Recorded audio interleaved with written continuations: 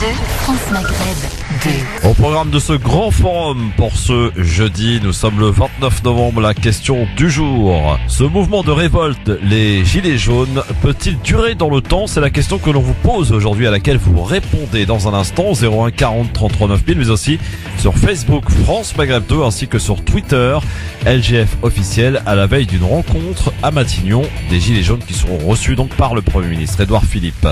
Le collectif Rosa Parks appelle à soutenir la manifestation historique en préparation depuis 6 mois plutôt que d'aller manifester aux côtés des Gilets jaunes. Youssef Boussouma rappelle qu'en mai 68, l'immigration avait déjà été sacrifiée par la gauche. L'Arabie Saoudite aurait prêté 500 millions de dollars à la Tunisie. Les États-Unis auraient fait un don de 350 millions d'euros. La Tunisie peut-elle accepter? Comment interpréter? On en reparle tranquillement avec vous et avec Anan Zawani et Nasser Lajili qui seront avec nous dans un instant sur France Maghreb 2. C'est parti pour votre LGF, le grand forum, la réelle émission de liberté d'expression et sans langue de bois.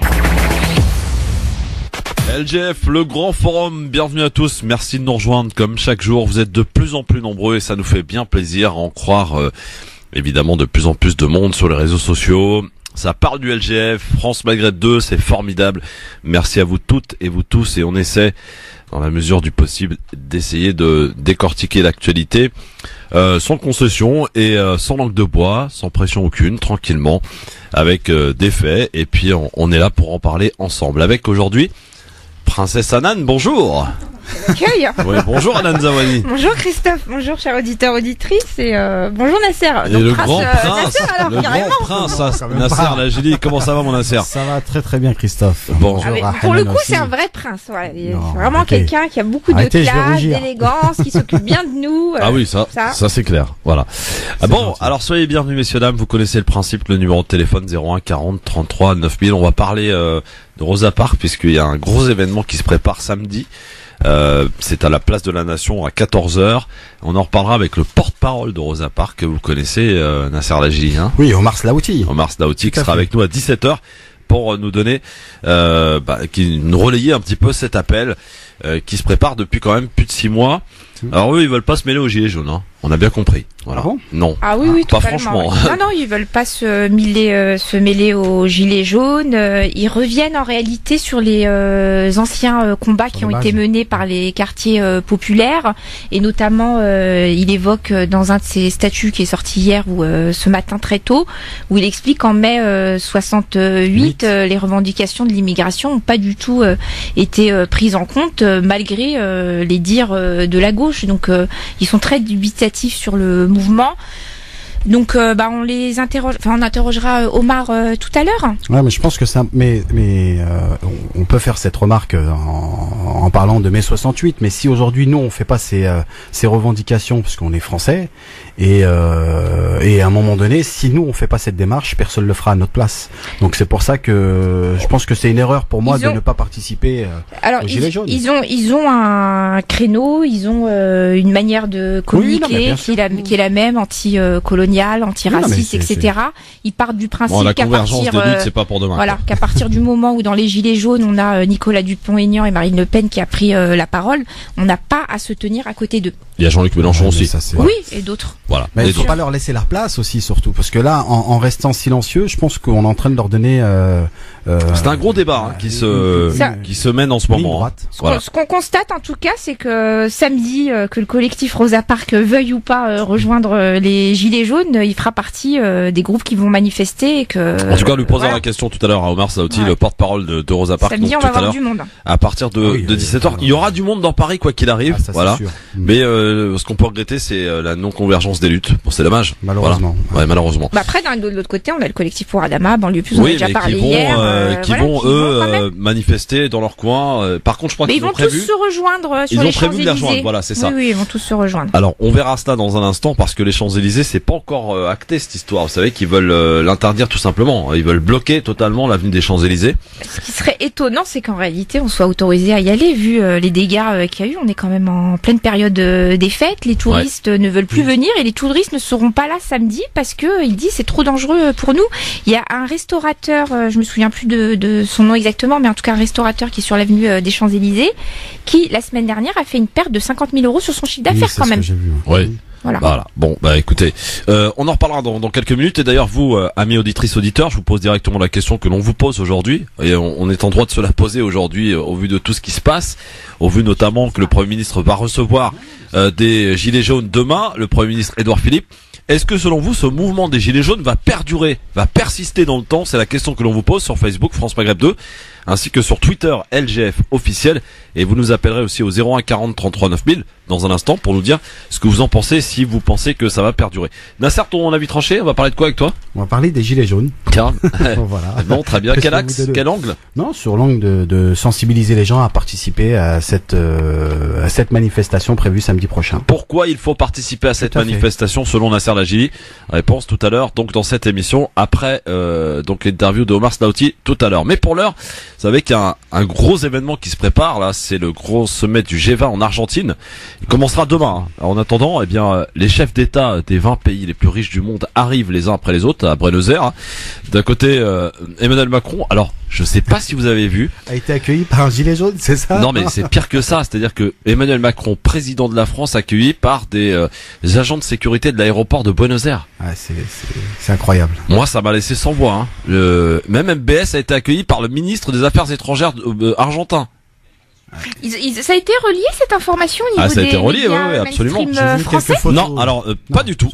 Pas du tout. Absolument pas relayé. C'est extraordinaire. C'est un média russe qui a sorti l'info. Et Sputnik France, ouais, et qui a relayé l'info. Mais alors, c'est très très intéressant ta remarque, Anan, parce que aucun média français ne fait part de cette info qui est pour moi. Enfin, une humiliation, quoi, je sais pas. Bien sûr. Est-ce qu'on peut parler d'humiliation? Enfin, moi, il a tiré la grimace, à ce qui paraît, Emmanuel Et en plus, Macron, les agents de sécurité de Buenos Aires en gilet jaune, quoi. Ouais. Donc, vous imaginez un petit peu la tête du président. Mais quoi qu'il en soit, sachez qu'il est déjà sur place, 24 heures avant le G20, à l'invitation quand même du président argentin, qui n'est pas venu l'accueillir pour l'aéroport. Il est en visite officielle en Argentine, c'est sa première en Amérique latine depuis son arrivée à l'Élysée. Une visite destinée à renforcer les relations économiques et politiques entre les deux pays. Ça commence bien quand même. Mais à l'agenda du président, il y a aussi une longue séquence culturelle et mémorielle, sachez-le. Ça devrait être l'image forte d'ailleurs de cette visite. Emmanuel Macron et son épouse aux côtés des familles de victimes réunies pour la mémoire à Buenos Aires, face à la mer, pour rendre hommage donc aux quelques 30 000 disparus de la dictature argentine. Ça, c'est le moment fort a priori qui risque d'apparaître dans les journaux de 20h ce soir. Donc pour Emmanuel Macron. Alors si on résume un peu la visite, c'est extrêmement culturel. Il va s'entretenir avec beaucoup d'associations, avec des artistes, etc. Au volet politique et économique, il n'y a pas énormément grand-chose quand même, il faut le dire. Apparemment, ils annoncent un G20 tendu avec la participation de la Chine, de l'Ukraine, de la Russie, des États-Unis, entre autres. Ça c'est demain. Donc, ouais. Ah, ça c'est demain. C'est demain le G20, absolument. D'accord, excuse-moi. Ça commence demain. Ça commence demain et effectivement il y aura les 20 pays les plus riches et donc il y a pas mal de monde qui sont déjà arrivés, comme on disait Emmanuel Macron donc, et puis Mohamed Ben Salman, le prince héritier. On en parlera tout à l'heure d'ailleurs parce qu'il est parti en Tunisie, mon cher Nasser. Ouais. Et puis, sachez que Donald Trump aussi est attendu en Argentine. Aujourd'hui, Donald Trump qui rencontrera bien Poutine en marge du sommet. Le Kremlin dit en avoir reçu la confirmation de Washington. Le rendez-vous était fixé à samedi à 14h30. Temps universel en raison des nouvelles tensions, vous le savez, entre la Russie et l'Ukraine. La Maison Blanche donc avait à un moment laissé planer le doute sur une possible annulation de la rencontre, mais elle aura bel et bien le Poutine-Trump. Voilà pour ce que l'on pouvait dire sur ce G20 qui est quand même un événement important et qui commencera demain, et cette visite officielle d'Emmanuel Macron donc en Argentine, première en Amérique du Sud depuis son arrivée à l'Élysée, accueillie par les agents de sécurité à Buenos Aires. Ça laisse sans voix.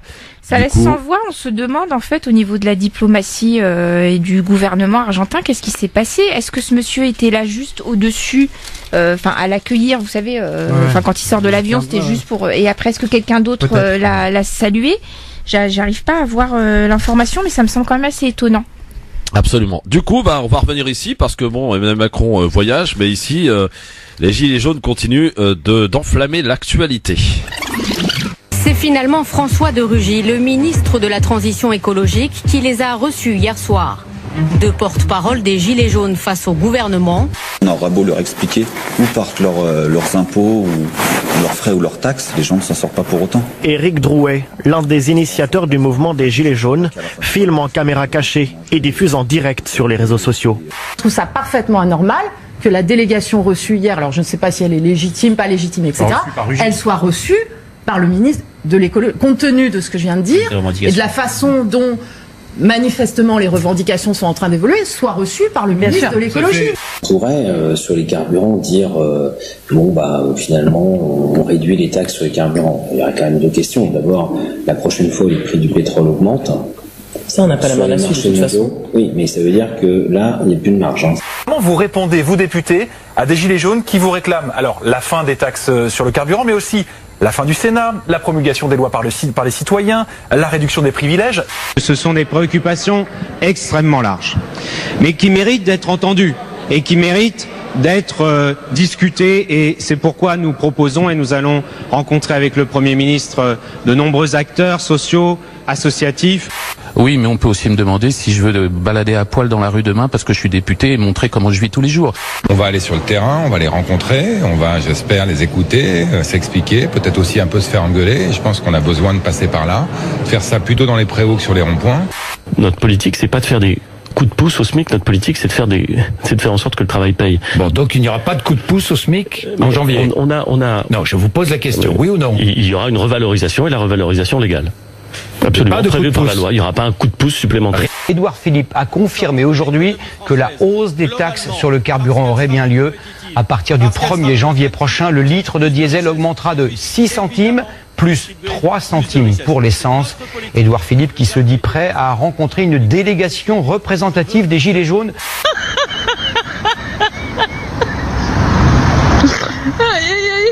Oh, qu'est-ce que j'ai mal au ventre à force de rigoler. Voilà, elle rigole et elle a raison parce que en ce moment c'est vrai qu'il y a de quoi rigoler, quoique avec donc toutes ces déclarations qui s'enchaînent. Et on peut dire que ça marche. Et vous savez qu'il y a un sondage qui est sorti là, qui fait encore plus mal. 84% des Français soutiendraient donc les Gilets jaunes. Et j'en veux pour preuve que hier, grâce aux Gilets jaunes, LCI, la chaîne du groupe TF1, la chaîne d'information, a battu son record. Jamais dans toute l'histoire de cette chaîne, elle a été, depuis qu'elle est présente sur la TNT, numéro 1, et ce fut le cas hier puisqu'elle était en première chaîne la plus regardée sur la TNT hier soir grâce à la grande explication de David Pujadas consacrée aux Gilets jaunes. Et on en écoutera d'ailleurs un extrait tout à l'heure dans le zapping, un échange avec le réalisateur Romain Goupy qui était absolument lamentable. Malgré le match du Paris Saint-Germain. Malgré le match du PSG, etc. Que, je le rappelle d'ailleurs, on a gagné contre Liverpool. 2-1. C'était formidable. Belle soirée. C'est étonnant d'ailleurs que tu n'aies pas commencé par ça. Ben ouais, ça m'a surpris d'ailleurs, c'est vrai. Ouais, non, mais parce qu'il n'y a pas qui tailler aujourd'hui, c'est pour ça. Alors, vous le savez, on en parle. La question que l'on vous pose aujourd'hui, elle est claire, elle est simple, elle est directe. Est-ce que selon vous, ce mouvement va perdurer? Est-ce qu'il va se poursuivre? Est-ce qu'il peut aller jusqu'à Noël, voire même au-delà des fêtes de fin d'année? Eh bien, on vous attend au 01 40 33 9000. Qu'en pensent nos amis sur les réseaux sociaux, ma chère Hanan, que ce soit sur Facebook, France Maghreb 2, ou sur Twitter, LGF officiel? Alors sur le Facebook, en fait, ils sont 92% à penser qu'effectivement le mouvement va durer, et on a des résultats quasi similaires sur Twitter 75-25%. Donc à l'instar du dernier sondage qui est sorti où effectivement on a plus de 80% qui soutiennent la mobilisation malgré les violences, on a la même résultat. C'est ça qui est extraordinaire, c'est que malgré les violences, le gouvernement peut-être aurait parié sur une baisse de sympathie envers ces Gilets jaunes, avec ces images quand même. Tu y étais d'ailleurs, Nasser, sur les Champs-Élysées samedi. Les casseurs étaient de la partie. Enfin, il y a eu des affrontements assez sérieux avec les CRS. Voilà, et on pensait peut-être que cette image des Gilets jaunes allait être abîmée par tout cela. Eh bien non, au contraire, elle a été renforcée. C'est extraordinaire quand même. Oui, non, mais effectivement, mais en même temps, il y a aussi une violence sociale en face. Donc les gens en ont marre aussi de voir. Il y a des personnes âgées qui ont été, gazées. Il y a des gens qui ont été tapés. C'est des personnes âgées aussi qui ont été tapées. Oui, cette image du retraité tapé par 3 CRS, elle est choquante. Hein. Exactement. Et je pense que beaucoup de gens qui étaient aux Champs-Élysées, qui n'étaient pas venus à la base pour en découdre, ils ont été déçus et très énervés quand ils ont pu voir on va dire ces images, quoi. Je veux dire, de voir des personnes bousculées, tapées, jetées par terre, sans aucun scrupule. Et est-ce que selon toi, Nasser, ce mouvement va perdurer? Est-ce qu'on va... Alors personnellement, oui, je pense, et je le souhaite. Ouais. Je le souhaite jusqu'à qu'il y ait vraiment un changement radical de cette politique médiocre. Est-ce que le fait que, par exemple, demain, le Premier ministre Édouard Philippe, puisqu'il a annoncé, eh bien, il va recevoir des porte-parole des Gilets jaunes demain à Matignon. Est-ce que ça peut-être atténuer un peu les choses? Et est-ce que c'est pas une preuve aussi que l'exécutif est un petit peu en panique à 24 heures de cette manif? On l'a entendu chez Bourdin hier de ce que pensait le Premier ministre.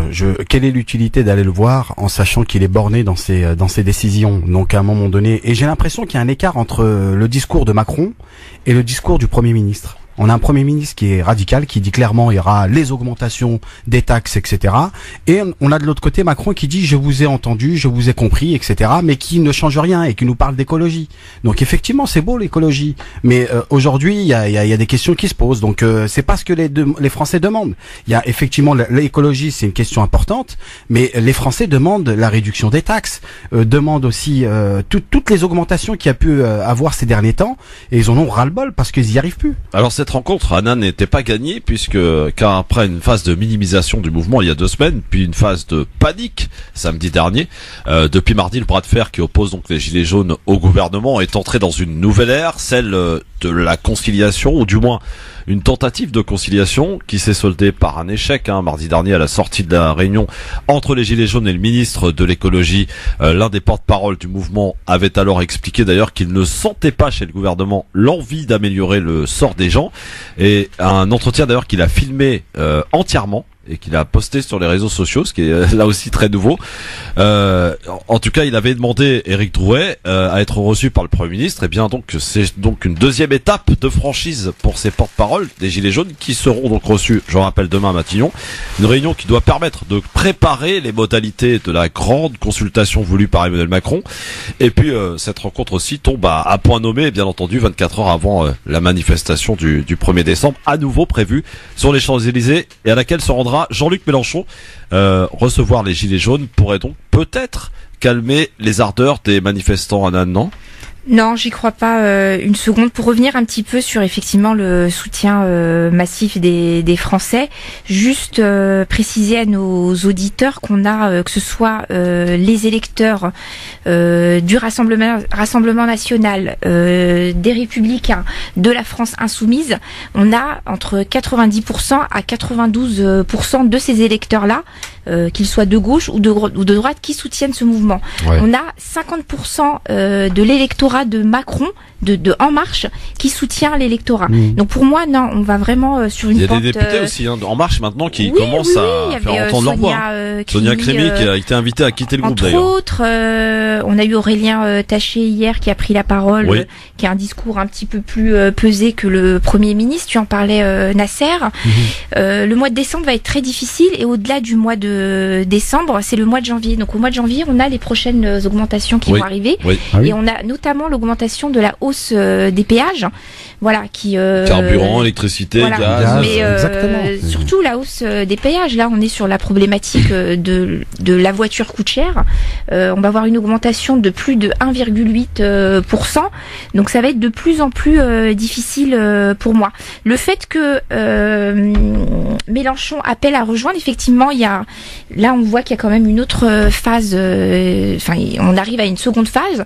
Dans un premier temps, que ce soit les Républicains ou la France insoumise donner leur soutien, mais là c'est hier en fait il y a eu un réel appel à ce que les militants de la France insoumise dont tu fais partie soient présents dans les rues. Il y a eu un mot d'ordre.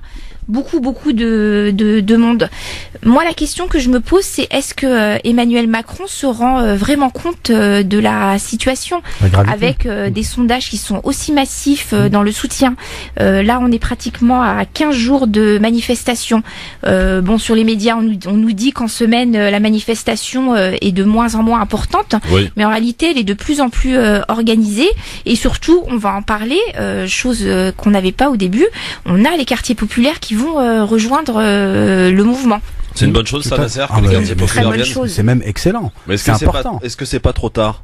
Non, pas du tout. Je pense que c'est le moment de se présenter, d'être présent, parce que effectivement, nous on fait aussi. Il y avait beaucoup de sceptiques quand même au début, hein. Oui, mais les quartiers populaires, ça a toujours été compliqué de les sensibiliser sur des questions. Et là, on constate que les quartiers populaires constatent qu'il y a un engouement qui commence à se présenter. On a les médias aussi qui commencent à changer de discours. Quand on regarde les informations continues, on commence à changer de discours. On commence à inviter les gilets jaunes parce que au début on voyait aucun gilet jaune à prendre la parole, si ce n'est que de les voir entre guillemets en duplex dans des endroits. Mais là on les invite sur les plateaux, donc ils peuvent argumenter et débattre avec les personnes concernées. Et c'est là qu'on constate que les chroniqueurs qui sont là quotidiennement à dire oui c'est inacceptable tatati, ils tiennent un discours différent parce qu'on a quelqu'un en face de nous qui assume pleinement ce qu'il est en train de faire et qui a des arguments sur pourquoi il est aujourd'hui considéré comme un gilet jaune. Kamel est avec nous au 01 40 33 9000. Je vous invite d'ailleurs à prendre votre téléphone pour nous donner votre avis. Est-ce que ce mouvement va perdurer? C'est la question que l'on vous pose. Kamel, bonsoir.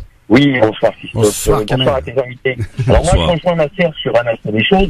D'une part, ça se réfère insulte à l'histoire de l'immigration, de ne pas s'impliquer dans ce mouvement et que les gens veuillent faire les choses à part, etc. Mais on est toujours dans des positionnements, chapelles, etc. Ce que les autres et les uns et les autres font, c'est bien. Les gens s'engagent. Mais de là à ne pas être présents, je crois qu'ils ont oublié quelque chose. Il faut cesser avec ça. Et tout le combat que nous avons mené dans les années 80-90 pour restituer une parole confisquée, c'est-à-dire celle de nos parents, il ne faut pas qu'au travers de l'insulte et de l'abandon, parce que moi j'estime que si on vient à dire qu'il faut pas être dans les... Moi, je me suis investi dans ce milieu, dans ce mouvement, les Gilets jaunes, quand j'ai appris que le FN, etc., voulaient s'accaparer du truc. Si nous ne barrons pas la route à ces gens-là, je veux dire, il y a quelque chose que certains n'ont pas compris. Donc moi, j'invite non seulement les quartiers populaires, comme on les appelle aujourd'hui, ce terme. Kamel, oui. Bonjour, comment vous allez? C'est Anan au téléphone. Oui. Enfin, à la radio.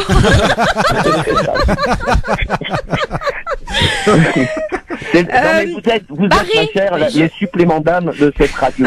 Alors, quelle classe, hein. Et il sait parler aux femmes, Kamel, hein. Un truc de ouf. Bon. Kamel, pourquoi barrer le chemin au mouvement? On n'a pas à barrer le chemin à qui que ce soit. Moi, je vous ai parlé du FN. Hein. Oui, barrer le chemin au FN. Aujourd'hui, clairement, les personnes qui sont dans la rue, qui votent pour le FN ou pas, on n'en sait rien. En tout cas, les personnes qui sont attirées par les idées de droite le disent clairement. On n'est pas affilié à un parti. Donc pourquoi arrêter ces personnes-là qui votent de droite moi, ça m'embête. Moi, je suis fils d'émigré avec tout ce que je porte. Etc. Kamel, j'ai un combat que je mène depuis un peu plus de 30 ans contre tous ceux Kamel, qui ont... juste écoutez-moi s'il vous plaît. Même extrême droite, est-ce que ce ne sont pas des citoyens? Est-ce qu'ils n'ont pas les mêmes difficultés que nous?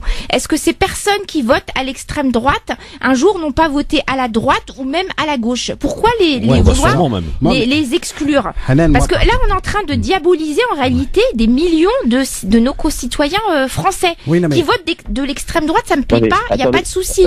Mais pourquoi vouloir leur barrer la route? Si vous me permettez, je vais dire que si vous laissez faire, parce que faut être un petit peu visionnaire, être un peu stratège, etc.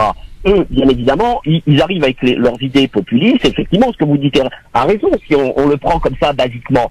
Et eux veulent s'accaparer de ce phénomène, de cette contestation. Il y a des gens qui risquent de se faire avoir, etc., souhaitant être dans la rue pour des raisons et une cause noble, récupérés par ou Mélenchon ou par le FN.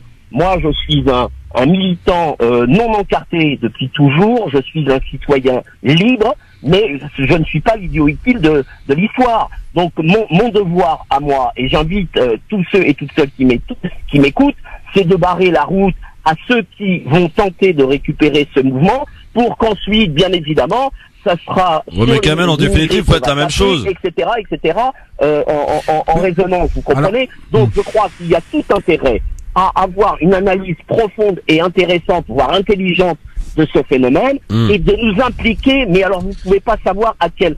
Il faut véritablement s'impliquer Tout le monde. En fait, moi, ce que je voulais dire, Kamel, c'est qu'il faut pas dire ce qu'il faut pas dire. Attends, ne soyons pas les idiots de. Non, mais Kamel, on est les idiots de personnes. Par contre, voilà, c'est le mot qui m'embête. Alors, soit on va rejoindre les gilets jaunes.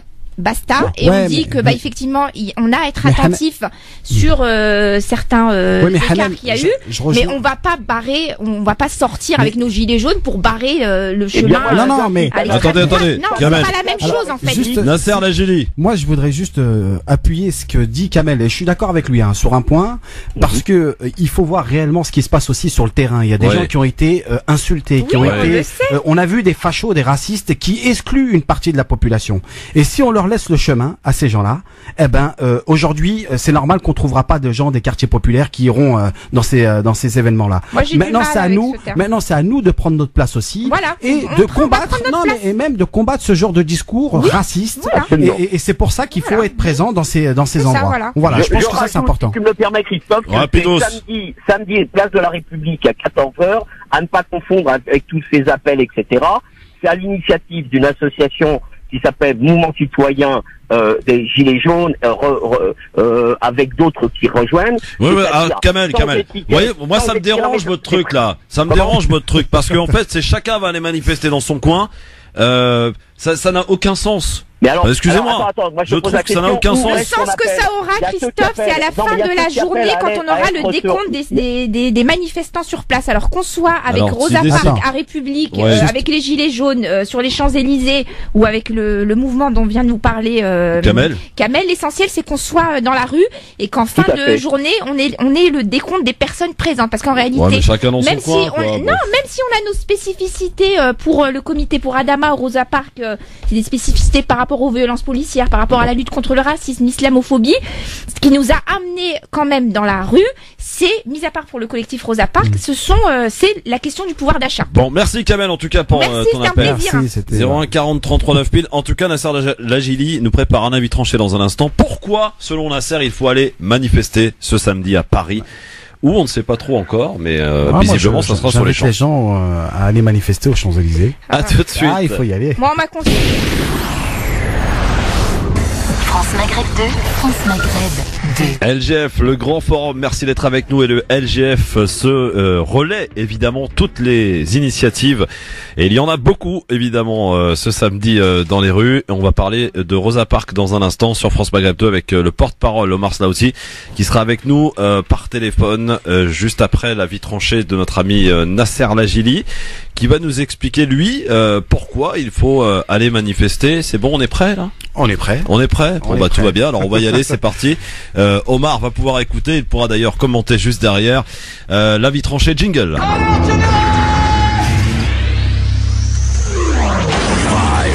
4, 3, 2, 1, 0. Si on fait quoi que ce soit, c'est la mise à pied. Alors questionez-moi, allez-y. Alors pourquoi, Nasser Lajili, il faut aller manifester ce samedi dans les rues de Paris aux côtés des Gilets jaunes? D'accord. Alors on a juste un tout petit problème technique. Ah bon? Et on en a pour 32 secondes. Très bien. Alors donc c'est très bien, c'est le direct en même temps les gars, c'est le direct. Ça fait partie du live. Ça fait partie du live effectivement, le live pour justement la retransmission vidéo de cet avis tranché donc de Nasser Lajili. Pourquoi il faut donc aller manifester ce samedi, cher Nasser? Tout simplement parce qu'avec Macron, on peut toujours s'attendre au pire et on n'est jamais déçu bien sûr. Et le pire, ça signifie le pire des mépris du peuple. Son discours n'a été une fois de plus que du vent pour essayer d'anesthésier les gens.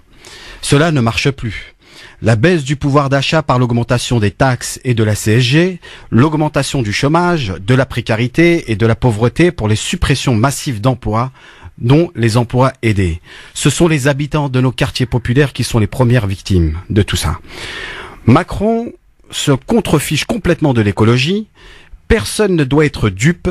Pire même, il se sert de l'écologie comme prétexte ou comme bouclier contre les critiques de sa politique désastreuse. Quiconque pense... quoi qu'on pense, Nicolas Hulot, ce n'est pas pour rien qu'il a démissionné. Quant au Premier ministre, il a annoncé de fortes hausses de prix de l'électricité et du gaz et en même temps aucun coup de pouce pour l'augmentation du SMIC. Je rappelle qu'il y a un an, jour pour jour, les membres des cabinets ministériels ont bénéficié d'une augmentation de 20,5% pour leur propre rémunération, ce qui donne un salaire mensuel brut de 9 200 €. Ces personnages arrogants ne disent au fond une seule chose, circuler, il n'y a rien à voir. Alors il est temps maintenant de participer au mouvement des Gilets jaunes, qui est un mouvement réellement populaire, pacifique et indépendant des partis et syndicats. Personne ne doit rester immobile à attendre que Macron finisse par nous accorder quelques miettes.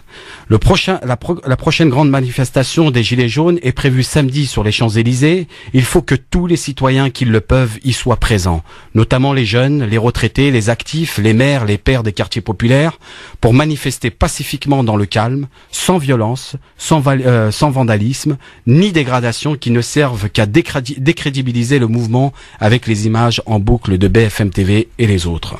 Les Gilets jaunes sont en train de réussir enfin à ouvrir une brèche dans l'arrogance de Macron et de ses ministres. Il ne faut pas laisser passer cette occasion pour qu'on attendait depuis depuis très longtemps. Ouh là là, j'ai du mal. Voilà Christophe. Merci Nasser pour cet avis tranché. J'ai bugué là. Tranchant, ça t'en fait bugger, dis donc. Alors, on va demander peut-être l'avis, on va le saluer, Omar Slaouti, porte-parole de Rosa Parks. Bonsoir Omar. Bonsoir à tout le monde. Alors, est-ce que vous avez été convaincu, cher Omar, par l'avis tranché de notre ami Nasser Lajili? J'ai admiré l'avis tranché, c'est bien d'avoir des avis tranchés. Non, je suis pas convaincu, mais je sais qu'une chose, c'est qu'on va, même si je suis pas convaincu, on va finir par se retrouver. On n'a pas tout à fait la même. Ça, c'est bon signe, ça, Omar. Oui, on va se retrouver parce que c'est ça la bonne nouvelle avec ce gouvernement, c'est qu'il arrive à mettre d'accord même des gens qui sont pas d'accord, donc c'est bien. Omar Slaouti, en tout cas, soyez le bienvenu en direct sur France Maghreb 2. Alors vous êtes venu nous parler d'une manifestation, d'un rassemblement prévu ce samedi. Et c'est pas depuis 15 jours, c'est depuis 6 mois qu'on prépare ce rassemblement.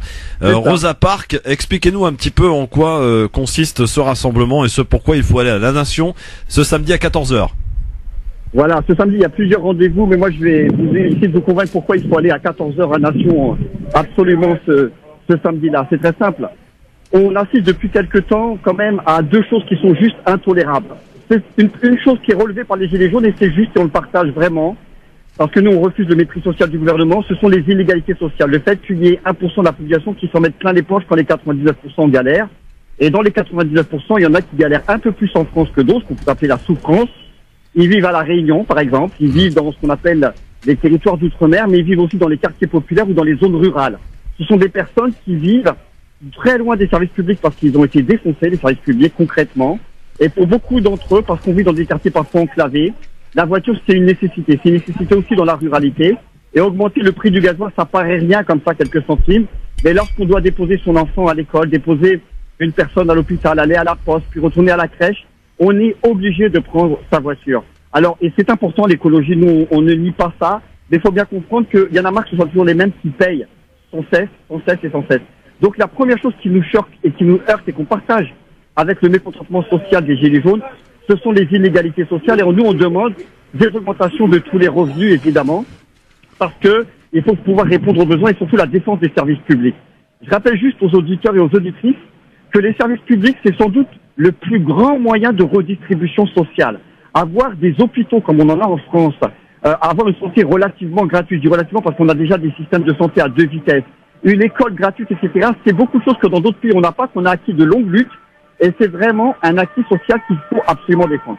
Mais il y a une deuxième chose qui nous heurte en même temps, pas à côté, pas en dessous, c'est le racisme. C'est le racisme structurel dans ce pays-là. C'est plus possible, d'ailleurs pas que dans ce pays-là. Partout dans l'Occident, on voit la montée des extrêmes droites et des droites racistes qui montent et qui arrivent au gouvernement et au pouvoir. Et nous ne sommes pas à l'abri, encore une fois, de partis ouvertement racistes comme celui du Rassemblement national après Macron. Mais on n'a même pas besoin d'attendre le Rassemblement national. Vous avez vu ce qu'a fait le gouvernement Macron. Parce qu'il y a le mécontentement des Gilets jaunes, qu'est-ce qu'il fait? Lundi dernier, il annonce que les étudiants étrangers hors Union européenne verront leur droit d'inscription multiplié par 16. C'est-à-dire passer de 170 € à 2770 € en licence ou 3770 € en master. Pour que ce soit clair pour nos auditeurs et auditrices, ça veut dire l'équivalent de 300 € par mois sur 10 mois. Or, les étudiants dont on parle, pour l'essentiel, les étudiants étrangers, ils sont 300 000 en France, la moitié sont africains, la grande majorité sont précaires, ils gagnent des 600 € par mois. S'il faut mettre 300 € par mois rien que pour s'inscrire à la fac, avec quoi on se loge, avec quoi on mange, donc ça veut dire rien d'autre que le gouvernement, de par cette réglementation, a décidé que des catégories d'étudiants, eh bien, devraient arrêter les études. Voilà le racisme dont nous parlons qui n'est pas possible. Et c'est pour ça, ça fait 6 mois que nous on bosse sur le fait de lier une mobilisation à la fois contre les inégalités sociales et contre le racisme structurel. On va se retrouver donc à 14h samedi, Nation.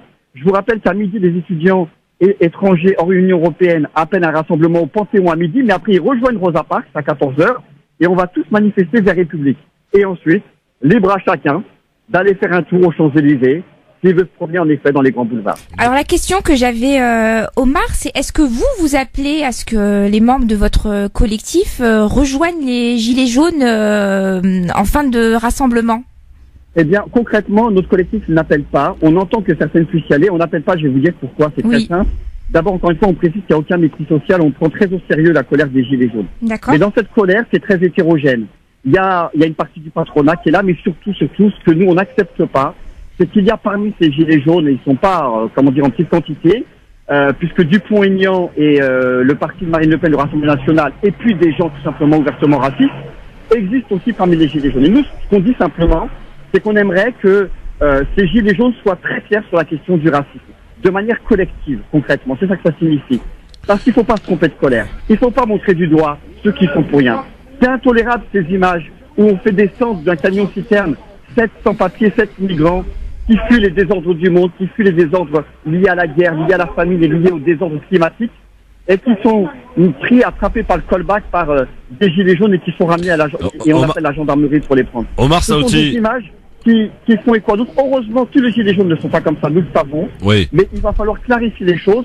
Et sur la base de clarification, encore une fois, antiraciste, eh bien oui, entièrement antiraciste, d'égalité à égalité, eh bien là, évidemment, le collectif Rosa Parks revisitera sa copie. Qu'est-ce que vous répondez à ceux qui disent, et à juste titre d'ailleurs, qu'il faut pas leur laisser le champ justement et Bien sûr. leur laisser la tête de la mobilisation, à tel point d'ailleurs que on peut dire qu'il y a quelques récupérations, mais j'ai envie de dire c'est de bonne guerre. Et est-ce que de manifester chacun dans son coin, et est-ce que c'est bénéfique? Oui, mais après un rassemblement commun, tous ensemble, parce que dans les grandes lignes, dans ce que vous dites, Omar Slaouti, ça rejoint un petit peu tout le monde, quoi, les revendications, etc. Oui. Vous appuyez évidemment sur le racisme, vous avez parfaitement raison. Pourquoi pas aller dialoguer avec justement tous ces gens qui peut-être ne sont pas sensibilisés ou qui regardent trop BFM TV, que sais-je encore. Moi, la question que je vous pose, Omar Slaouti, de quel œil voyez-vous le collectif Adama qui appelle à rejoindre les Gilets jaunes? Oui, d'abord, le collectif Adama, il a sa stratégie à lui. Donc, ce sont des militants et des militantes que je respecte beaucoup. On travaille ensemble sur d'autres mobilisations. Et on comprend, je peux même vous dire qu'il y a parmi les Gilets jaunes dans ma vie, concrètement, des personnes qui sont extrêmement claires sur la question du racisme et qui portent le gilet jaune. Donc, je ne veux pas faire d'amalgame ici, c'est très important. Après, concernant ce que vous appelez le travail de conviction, moi, je pense que le travail de conviction, il doit être fait en amont parmi les Gilets jaunes eux-mêmes. Il y a aujourd'hui des porte-paroles parmi les Gilets jaunes. Nous souhaiterions que les Gilets jaunes, avec leur porte-parole, je ne sais pas comment dire, leur bureau, enfin ceux et celles qui sont responsables dans ces Gilets jaunes, disent clairement, très clairement.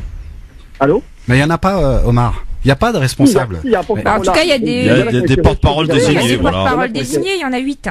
Oui. Voilà. Il y a des porte-paroles là qui sont dégagés depuis peu. Nous, ce qu'on aimerait justement, c'est que ça se déclenche. Ce que je suis en train de dire, on ne ferme pas la porte à des mobilisations sociales qui demandent la répartition des richesses, qui demandent évidemment aussi la lutte pour toutes les égalités, qu'il n'y ait pas de propos homophobes, sexistes ou racistes. Pour nous, c'est fondamental. On ne peut pas manifester à côté de personnes qui sont pas claires sur ces questions-là. Mais encore une fois, ce n'est pas tout le monde. Je dis à tous ceux et toutes celles qui veulent faire ce travail de conviction, je leur dis bon courage, dans le sens où vraiment c'est très sincère. Et sachez que si des fois ça se passe mal, nous ferons partie de ceux qui interviendront sur cette scène-là pour que on puisse vous défendre concrètement. Parce que concrètement, il suffit pas simplement de dépaver les Champs-Élysées comme certains veulent le faire. Mais une fois qu'on a le pavé dans la main, j'entends un pavé symbolique. Hein, j'ai bien entendu la dimension pacifique de l'appel. Mais tous ces pavés symboliques-là, est-ce qu'on les jette contre le gouvernement et aussi contre les migrants, ou uniquement contre le gouvernement et ceux qui s'en mettent plein les fouilles?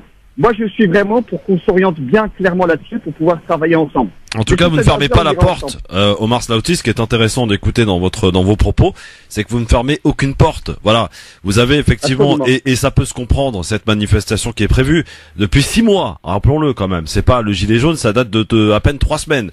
Vous, ça fait 6 mois que vous travaillez sur cette question, 6 mois que vous appelez à ce rassemblement. Il est tout à fait normal et légitime que vous le mainteniez et que voilà. Mais la question qu'on peut éventuellement se poser, c'est qu'en ne fermant pas la porte, et c'est très bien ainsi. Est-ce qu'on peut envisager, peut-être pas samedi, mais par la suite, éventuellement, à faire, j'allais dire, convergence. La convergence des luttes, c'est important, Omar Slaouti, non? Oui, c'est même fondamental. Et je vais même vous dire une autre chose. La semaine dernière, samedi dernier, il y avait une manifestation des femmes organisée aussi depuis 6 mois, qui s'appelle Nous Tous, et nous aussi, contre les violences sexistes et sexuelles faites à leur endroit. Oui. Il aurait été indécent de demander à ces femmes-là de surseoir à leur manifestation et de rejoindre les Gilets jaunes. Pourquoi? Parce que elles revendiquent des choses spécifiques. Ce qui ne veut pas dire d'ailleurs qu'elles sont en contradiction. Il est même sûr qu'il y ait des femmes qui portaient des gilets jaunes toute la semaine qui sont venues les rejoindre avec d'autres pancartes et des rubans violets. Et elles se sont fait gazer, elles aussi. Sur notre manif que nous préparons depuis 6 mois contre le racisme et les inégalités sociales, eh bien, ça commence à 14h à Nation. Ceux et celles qui portent le gilet jaune toute la semaine et qui sont dans une dynamique antiraciste, qui sont bienvenus aussi parmi nous. Nous, notre signe distinctif, ce sera pas un gilet jaune, ce sera un gant noir, en hommage à ces athlètes noirs et américains qui, en 1968, contre les discriminations racistes aux États-Unis, ont levé le gant noir. Je rappelle qu'on a choisi la date du 1er décembre, qui n'est pas rien. Le 1er décembre 1955, Rosa Parks, c'est le nom de notre collectif. C'est une femme noire, une femme couturière qui revient du travail. Elle s'assoit sur un bus et elle refuse de laisser sa place à un blanc, parce qu'à l'époque, parce qu'elle est noire, elle doit laisser sa place à un blanc. Elle refuse de s'asseoir. Quand elle fait ça, elle n'a rien d'une héroïne. C'est juste des gens du quotidien, comme les femmes, par exemple, de l'hôtel Rosa Parks, de l'hôtel Parc Hayat, pardon, qui manifeste aujourd'hui pour plus de reconnaissance et de salaire. Ce sont des gens du quotidien, comme il peut y en avoir, y compris parmi les Gilets jaunes, parmi ceux qui vont manifester, vos voisins, vos voisines, vous-même. Eh bien, cette femme Rosa Parks va changer le cours de l'histoire, et c'est en hommage aussi à ce mouvement-là qui consiste à dire nous refusons une assignation à une résidence sociale subalterne, à une résidence de sous-citoyenneté, voire même de sous-humanité quand on parle des migrants et des sans-papiers. Vous savez, on travaille avec les migrants et les sans-papiers, les Gilets jaunes doivent l'entendre. C'est important, l'ensemble des revendications, mais lorsque on tue aujourd'hui par milliers dans la mer Méditerranée des femmes et des hommes, des enfants, au prétexte qu'ils ne font que quitter les désordres du monde dont ils ne sont pas responsables, et que on a aujourd'hui des gouvernements européens qui les laissent mourir dans l'état actuel des choses, ou qui les fait la chasse actuellement partout sur Paris et les grandes métropoles, c'est important aussi qu'on donne de la visibilité sur cette lutte-là. Nous, Rosa Parks, modestement, c'est une 50aine d'organisations, dont des collectifs de sans-papiers, de migrants, des collectifs contre les violences policières dans les quartiers populaires, et puis des associations comme la FASTI, des associations qui travaillent au quotidien auprès de ceux et celles qui sont les plus démunis. Eh bien, nous avons eu le soutien, je tiens à le dire quand même, de plusieurs intellectuels universitaires, de plusieurs syndicalistes, des porte-paroles du NPA, des porte-paroles d'Europe Écologie Les Verts, des porte-paroles comme Éric Coquerel de la France Insoumise, mais aussi du Parti communiste, mais surtout des personnes qui n'ont pas d'étiquette politique et qui nous soutiennent. Il y a des appels de syndicalistes qui nous soutiennent. Demain, il y a un appel à la grève, on va pas au travail. Il y a une prévue de grève qui a été déposée le 30 novembre. On disparaît des réseaux sociaux. On disparaît du monde de la consommation dans les grandes surfaces. L'idée, c'est de disparaître aussi pour dire que nous refusons cette société-là. Et le 1er décembre, on s'est inscrit. Et j'ai une bonne nouvelle à vous annoncer à vous. Vous avez la primeur. Je parle à vous, Nasser, vraiment. Si vous avez la primeur d'un point de vue médiatique, c'est que tous les 1er décembre, il y aura désormais une grève de ceux et celles qui refusent cette société-là, où on montre du doigt des catégories de la population parce que elles ont telle couleur de peau ou telle religion, mais aussi parce qu'il y a des inégalités sociales qui sont inacceptables. Donc tous les 1er décembre, désormais, 2019, 2020 et tous ceux qui viendront, il y aurait une mobilisation. Je le dis parce que si des fois il y avait des gilets jaunes version 2019, juste qu'ils sachent pas. Écoutez, moi je... bosse dessus, tu le fais avant, tu le fais après, ou tu viens te joindre avec nous, mais on est comme ça, quoi. Mais ceci dit, la convergence, on est pour. Sur les bonnes bases, on est pour. Bon, formidable. En tout cas, c'est ce qu'il faut retenir de vos propos, cher Omar. Et, alors moi, juste une question peut-être à Omar. Donc effectivement, vous nous parlez de ce collectif Rosa Parks qui existe depuis juin, donc depuis plus de 6 mois. On a effectivement cette grosse action, donc on disparaît le 30 novembre pour réapparaître le 1er décembre. Mais hors cet événement, qu'est-ce que vous proposez aux citoyens ? Eh bien, dans cet événement-là, comme il y a plusieurs collectifs, ce sont des associations ou des Non, mais hors de cet événement, le 1er décembre, ça va être fini. Qu'est-ce qu'on fait le 2 décembre? Dedans, dans les 50, il y en a plusieurs qui travaillent tout au long de l'année, et notamment, il y a des rendez-vous qui sont donnés. Par exemple, le 18 décembre, c'est la journée internationale des migrants, à laquelle le collectif Rosa Parks est signataire, auquel nous nous joindrons. Il va y avoir au mois de mars la journée internationale contre les violences policières et contre le racisme. Nous serons encore une fois présents avec d'autres personnes, voilà. Et nous serons évidemment dans les mobilisations sociales qui vont venir derrière. Il faut aller absolument voir au rue de la Paix, 5 rue de la Paix, les femmes salariées, les femmes de ménage de l'hôtel Parc Hayat qui mobilisent depuis 2 mois maintenant pour leurs conditions de travail, pour contre la sous-traitance et pour l'augmentation de leur salaire. C'est une bagarre qui est très très belle, qui est très très noble. Ce sont des femmes de ménage qui sont dans un palace, qui travaillent dans un palace où les nuits d'hôtel sont à 16 000 € la nuit, 18 000 € même la nuit. Vous entendez bien. Je dors pas à ce prix-là. Radio là, c'est bien 18 000 € la nuit, alors qu'elles demandent 3 € d'augmentation de l'heure. Ouais, allez soutenir s'il vous plaît ces femmes-là. Merci Monsieur Omar Slaouti. Donc je rappelle, vous êtes le porte-parole de Rosa Parks et vous organisez cette grosse manifestation rassemblant. C'est quoi? C'est une marche ou on va rester à Nation?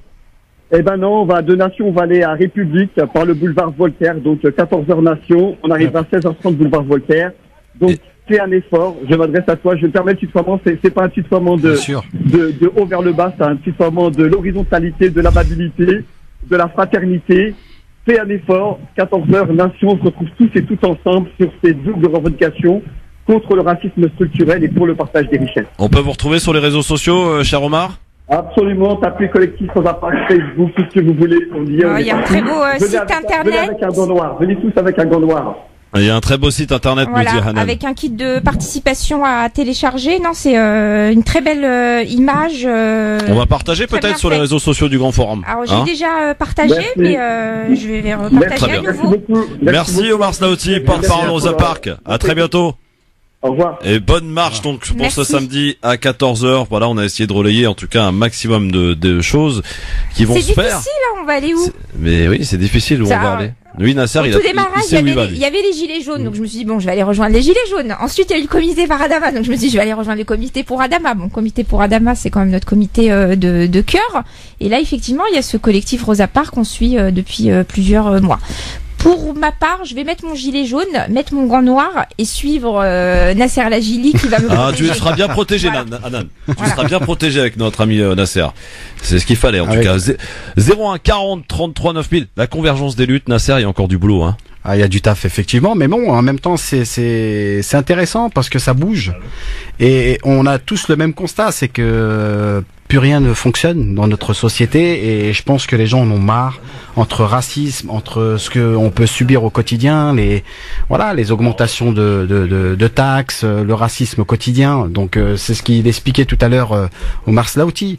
Donc c'est effectivement pour moi je suis très satisfait que les choses bougent et que les gens commencent à prendre conscience de la gravité de ce qui se passe dans notre pays. Bon, alors au passage. Oui, au passage. J'ai oublié de dire que il faut pas oublier qu'aujourd'hui c'est la journée internationale pour la Palestine. Oui. Donc c'est important de le préciser et une pensée aux Palestiniens qui vivent des moments très difficiles. C'est un 29 novembre en 47, je crois, qu'a été décidé le partage de la Palestine et qui avait placé sous contrôle Jérusalem, sous contrôle international. Exactement. De l'organisation en tout cas.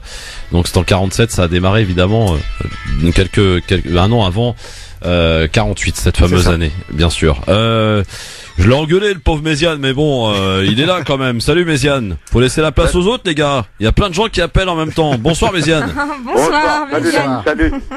Salut les machins, les politiciens. Les politiciens, les chroniqueurs militants. Bon, qu'est-ce qu'il y a Méziane? Ouais, je voulais vous dire, il paraît que vous savez les canons à eau là qui vont mettre là pour. Oui. Les CRS, ouais. Ouais, il paraît qu'ils vont mettre un produit dedans, indélébile, qui va marquer tout le monde. Hein. Comme les radars. Il y a 600 radars qui ont été vandalisés. Non, c'est pas des conneries, hein. Non, c'est une blague. Je sais pas, j'espère que c'est une blague. Non, j'ai entendu ça, ils disent qu'ils vont mettre un produit qui va marquer comme une encre un petit peu. Et ça part pas au lavage, hein. Ouais, mais non, Méziane, faut arrêter de regarder faut arrêter de regarder les guignols de l'info, c'est fini, hein, depuis longtemps, hein, Méziane. Non, c'est la vérité.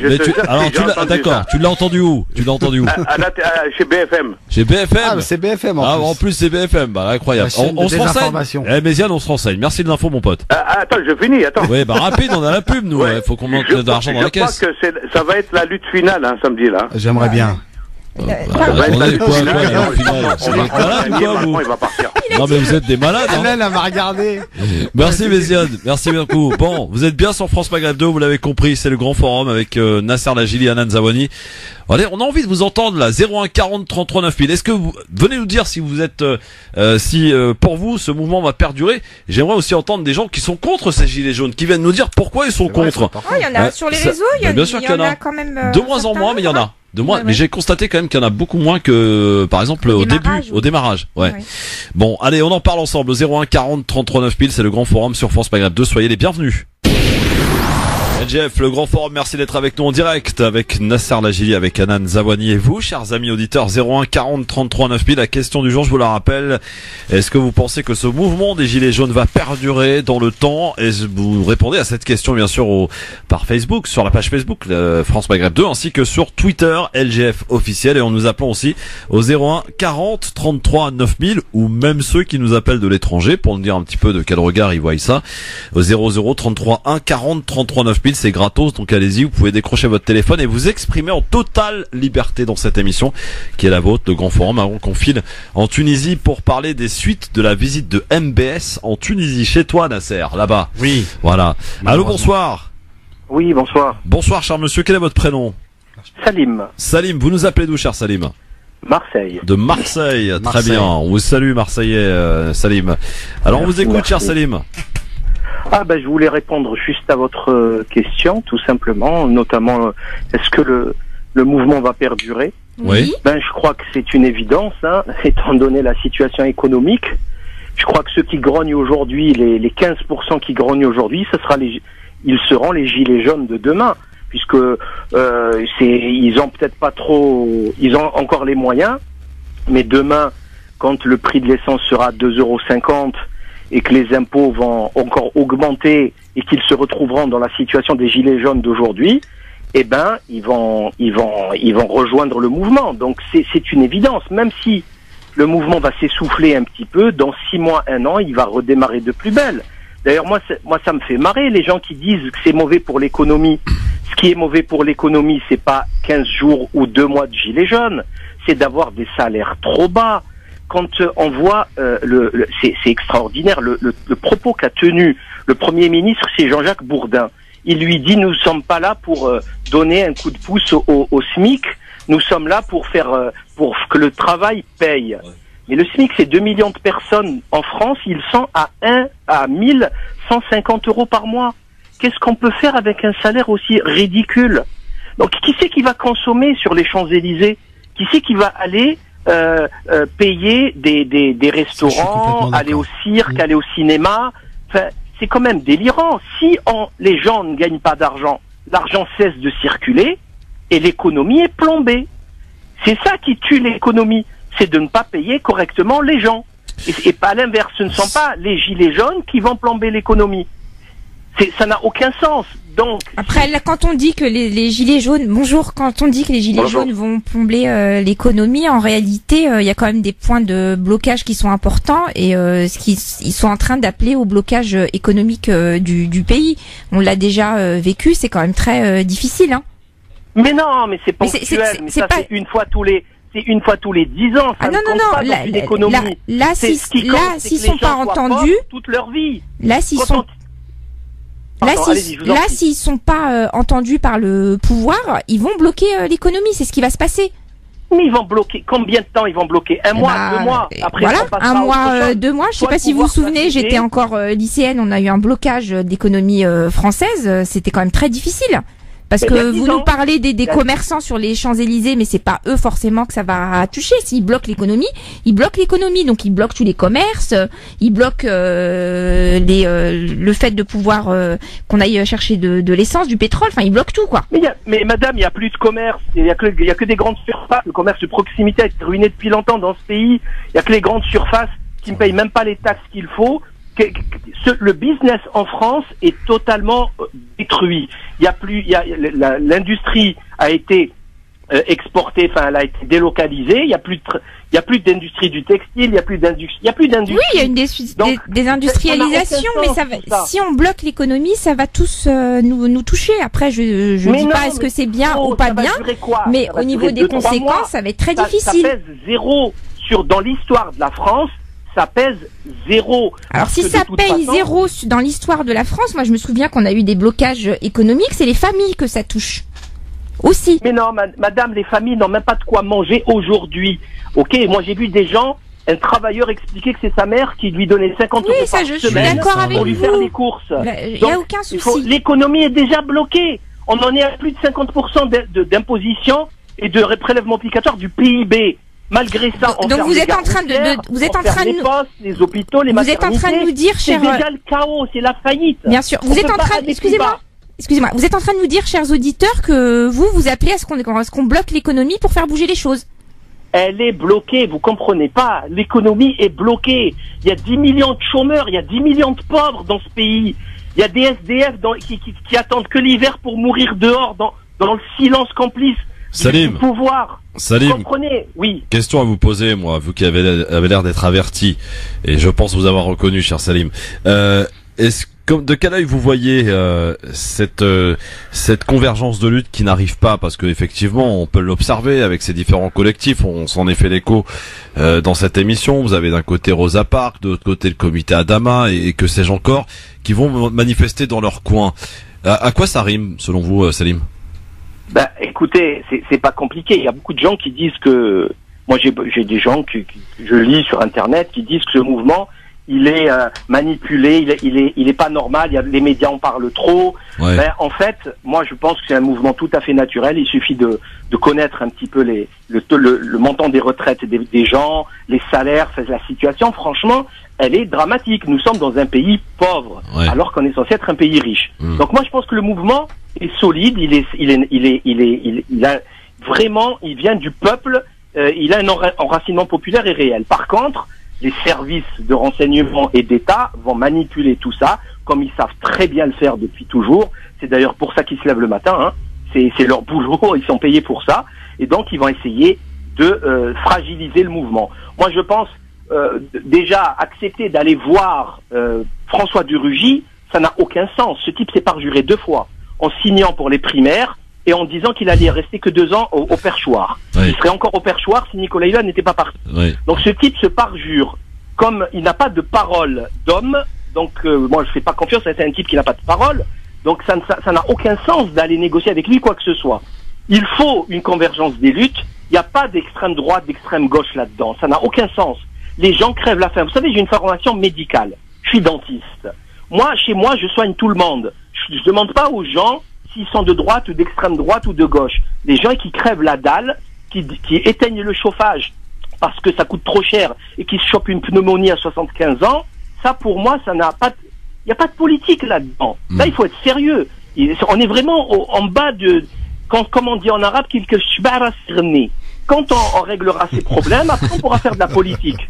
Salim, vous pourriez faire un bon chroniqueur dans le LGF, cher Salim. Merci beaucoup en tout cas. Je crois qu'il a déjà ses propres chroniques. Merci de votre appel, au revoir. Merci. Tu crois quoi, Nanan?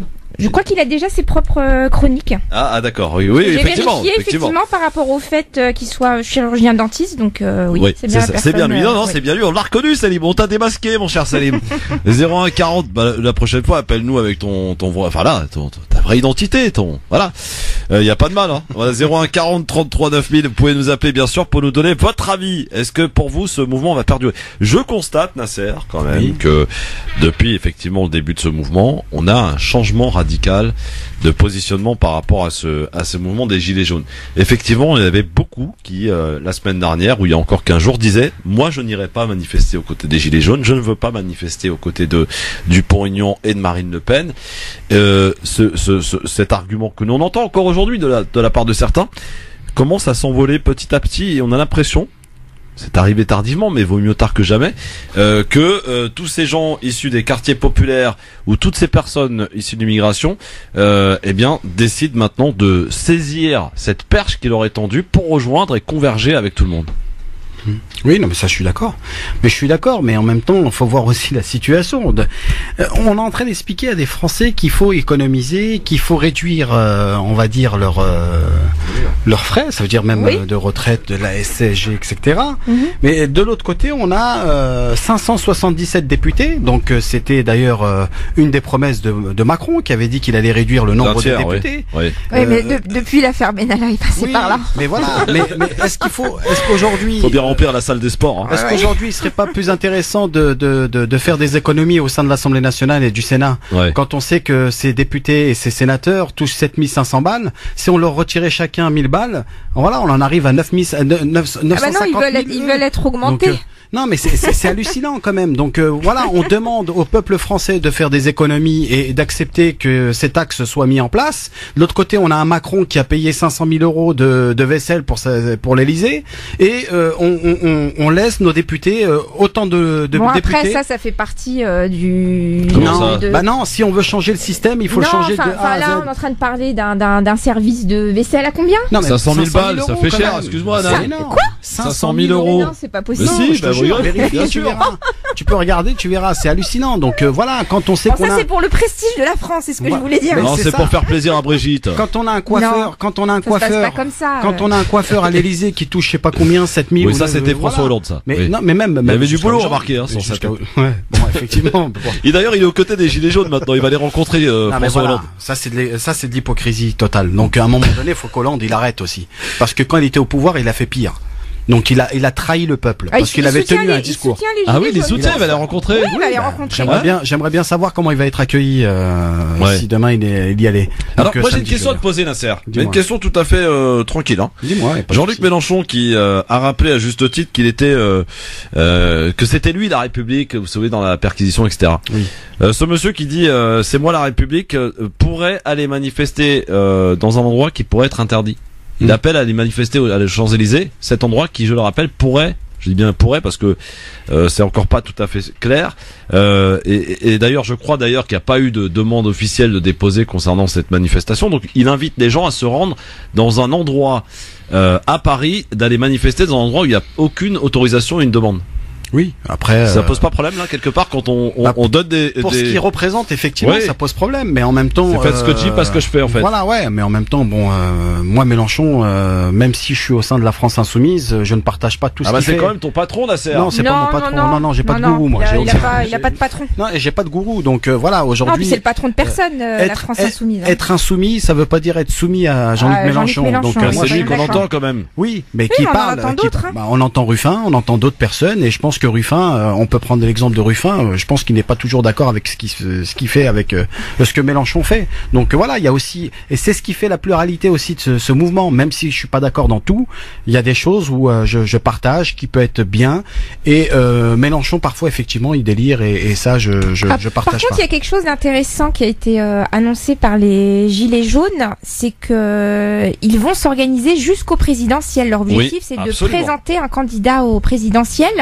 Et là, on avance. Là, effectivement. Voire même aux européennes, peut-être d'ailleurs. Européennes, ils ont dit que c'était un petit peu trop tard, mais que pour les présidentielles, ils seraient là. Donc, à mon avis, si ce mouvement se structure, on n'en est pas encore là, mais Mélenchon et Tutti Quanti, ils vont passer à l'as. En fait, tout le monde est dans la merde, quoi. Mais oui, mais ils en vont même temps, passer à l'as. J'y crois pas trop. Quand je dis j'y crois pas trop, tu puisses présenter. Non, c'est pas ça. C'est que c'est facile, 500 signatures auprès d'élus. Il suffit d'aller dans les petites mairies de campagne. Leurs 500 signatures, ils vont les avoir demain. Ils vont l'avoir facile. Non, mais c'est pas ça le problème. Surtout s'ils le font maintenant. Moi, concrètement, est-ce qu'on peut aller jusqu'au bout? Parce que tenir 5 ans ou 4 ans jusqu'au présidentiel pour que ce mouvement se maintienne, voilà, moi j'y crois pas trop. Mais par contre, on a eu là dernièrement des élections partielles. Où il y a Farida Amrani qui s'est présentée face à Choix, qui était soutenu par la République en marche. Vous avez vu le taux de participation? 17%. 17%, c'est un scandale. Comment aujourd'hui on peut continuer? Moi personnellement, je c'est la faute de qui, Nasser? C'est pas la faute du politique là. Non, des quartiers populaires. Voilà. Oui, mais c'est pas que les quartiers populaires. Ce taux d'abstention, c'est le même partout. Au niveau des législatives. Non, partielles. Législatives partielles. Au niveau des législatives classiques, on était à 40% de taux de participation. Aux législatives partielles, c'est normal qu'on soit sur ces chiffres-là. Peut-être si on était hors du département d'Île-de-France, on serait aussi à ce taux de participation. Mais tu t'imagines, ça veut dire qu'on va avoir un député qui n'a pas été élu, qui a été élu par un tiers. Même mais qu'est-ce qui empêchait les autres d'aller voter, Nasser? Non, mais je suis d'accord. Mais c'est pour ça que je dis. Mais aujourd'hui, on constate qu'il y a un réel problème. Ouais. C'est qu'on a des quartiers aujourd'hui. Et je dis quartier populaire, ça veut pas dire des gens issus de l'immigration. Il y a des gens qui, il y a des Français aussi qui vivent, qui vivent sous le, comment dire, non, ils sont pauvres. On a l'impression que le taux d'abstention, c'est une réalité qui n'est présente que dans les quartiers populaires. Non, c'est dans toute la France. Non. Après, oui, dans les quartiers populaires, c'est plus important. C'est plus percutant quand on voit les quartiers populaires où on a 43 000 habitants. Oui et non, parce que je suis désolé, des taux de participation dans la France profonde sont beaucoup plus importants que par exemple en Seine-Saint-Denis. Oui, mais ils sont en baisse. Je peux prendre l'exemple de Gennevilliers. Gennevilliers, on est une ville de 43 000 habitants. Oui. On a 22 000 personnes qui sont inscrites dans les listes électorales. Oui. Et il est élu avec 6 000 voix. Oui, mais ça, on le sait. Donc voilà, à un moment donné, c'est pareil depuis des années. Mais le problème, c'est qu'on est toujours dans la même situation. Oui, mais il faut arrêter de gueuler, il faut aller voter aussi. Il faut gueuler et voter. Oui, mais le souci, c'est qu'on est en train d'expliquer aux gens, ça fait 2 ans que je suis dans l'émission, ça fait 2 ans qu'on dit aux gens d'aller voter. Je pense qu'il faut qu'on prenne conscience que les personnes qui se sont détachées de la politique, ça y est, elles ne reviendront plus. On aura beau lancer des appels au vote, des appels... Mais qui s'impliquent parce que le problème, c'est que s'ils ne se retrouvent pas dans ce qui est présenté aujourd'hui, faut pas qu'ils soient invisibles. On a eu un mouvement qui a été lancé sur Internet. Ça fait des mois et des mois qu'on appelle à voter, à militer, à manifester. En une vidéo, puis une deuxième, puis une troisième, on a eu 204 000 personnes au bas mot dans la rue. Voilà, aujourd'hui, la mobilisation telle qu'on l'imaginait, la mobilisation politique, elle est en train de mourir petit à petit. Il va y avoir une autre forme d'organisation populaire. Qu'est-ce que ça va donner? J'en sais rien. Mais aujourd'hui, non, il faut arrêter de dire aux gens qui ne veulent pas voter, voter. Ou en tout cas, si on leur dit de voter, il faut qu'on leur explique pourquoi. Il faut qu'on leur donne un projet. Aujourd'hui, on leur dit allez, non, mais t'es pas d'accord, Nasser, dis-le. Oui, non, mais je suis pas d'accord. Non, mais je suis la première à dire ça. Aujourd'hui, j'ai un constat, c'est de me dire, on a beau le dire, ça marche pas. Donc, qu'est-ce qu'on propose? D'accord, mais pour qu'ils participent à ces élections, il faut qu'ils fassent partie des alternatives. Ces gens-là, on les voit pas, malheureusement. Et quand je dis on les voit pas, c'est pas péjoratif, Hanan. Oui. C'est qu'aujourd'hui, on constate que c'est des personnes qui se plaindront toujours. Ouais. Mais qu'on ne verra jamais. Bon. Et ça, c'est triste. On fait une petite place à notre ami Omar, je crois qu'il nous attend. Omar. Il est où, Omar? Il est parti, vous voyez, vous l'avez fait fuir. 01 40 33 9 000. Rappelle, hein. Un petit mot, parce que le temps passe super vite. Demain, sachez qu'on aura Youssef Brakni et Tariq Mami dans ce studio. Et on va faire le point, évidemment, sur le G20, gros événement qui démarre demain. Avec tous ces chefs d'État des 20 pays les plus riches qui vont se retrouver à Buenos Aires en Argentine. Et on parlera aussi du comité Adama, parce qu'il y a eu pas mal d'actualités autour de ce comité, et notamment des plaintes de déposés. Donc Youssef Brakni, on profitera de sa présence demain pour qu'il nous donne un petit peu les dernières informations. Et puis évidemment, on parlera de la manifestation des Gilets jaunes vendredi, avec probablement, peut-être, je sais pas à quelle heure a lieu le rassemblement, l'entretien avec Édouard Philippe demain matin ou demain après-midi. Mais en tout cas, on aura l'occasion d'en reparler. Et au vu de la réaction, peut-être des Gilets jaunes, est-ce qu'on peut espérer, Nasser, un petit espoir de se dire peut-être qu'Édouard Philippe, il a quand même ce côté un petit peu débattre, etc. Non, même pas. Rien. Non, même pas. Non, j'y crois pas une seconde. Un petit mot de la Tunisie, parce que cette semaine, mardi, a été reçu en grande pompe, faut le dire. Le prince héritier MBS, par Béji Caïd Essebsi, qui est le président tunisien, rappelons-le. Il a même été décoré. Alors, selon certaines informations relevées par quelques journaux, notamment iraniens, saoudiens, tunisiens et que sais-je encore, l'Arabie Saoudite aurait accordé un prêt de 500 millions de dollars à la Tunisie, et il y aurait un don états-unien, là encore une fois. J'emploie tout le conditionnel, c'est important, hein. 350 millions de dons états-uniens pour la Tunisie qui, vous le savez, est en grosse difficulté économique. De quel œil as-tu vu cette visite de MBS qui est trempée dans l'affaire Khashoggi, qui d'ailleurs se rend au G20, qui a été reçu, accueilli par le ministre des Affaires étrangères argentin, contrairement à Macron qui a été accueilli par les agents de sécurité d'aéroport. Comment as-tu vu cette venue de MBS en Tunisie chez toi, Nasser? Non, mais moi, franchement, c'est lamentable. Comment on peut accepter un mec comme MBS, même si on a besoin de fric, même si on n'a pas besoin de se faire acheter, entre guillemets. Je sais plus. Je crois que c'est toi qui disais ça, Christophe. La Tunisie, elle n'a pas besoin d'être achetée par l'Arabie Saoudite. Donc, à un moment donné, il faut aussi avoir des convictions et des valeurs.